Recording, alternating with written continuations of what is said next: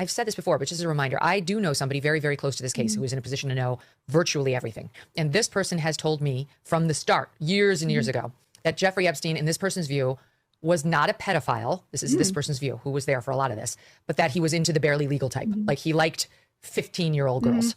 That he wasn't into like 8-year-olds, but he liked the very young teen types that could pass for even younger than they were, but would look legal to a passerby. You can say that's a distinction without a difference. No, it's not. I think there is a difference. There's a difference between a 15-year-old and a 5-year-old. You know, it's just... Megyn, let me ask you this. You're a mom. If this was your 15-year-old daughter, would you want people on a little podcast saying, well, at least he's not into 5-year-olds? Would you want people telling you that, you know what, his preference is just the barely legal age?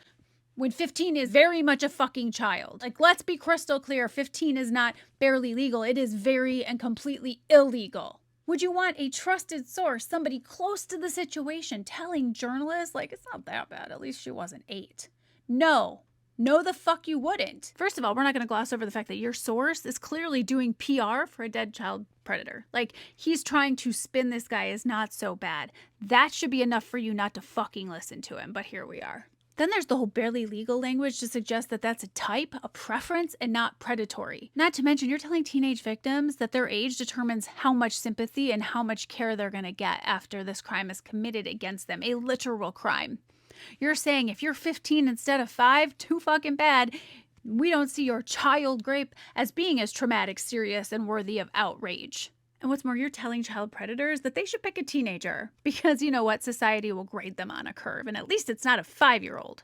So I'm going to ask you this one more time. If this was your 15-year-old daughter, would there be a difference?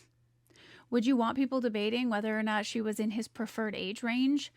Or people explaining that, you know what, he's just into that barely legal type? Would you want people saying, you know what, at least she wasn't younger?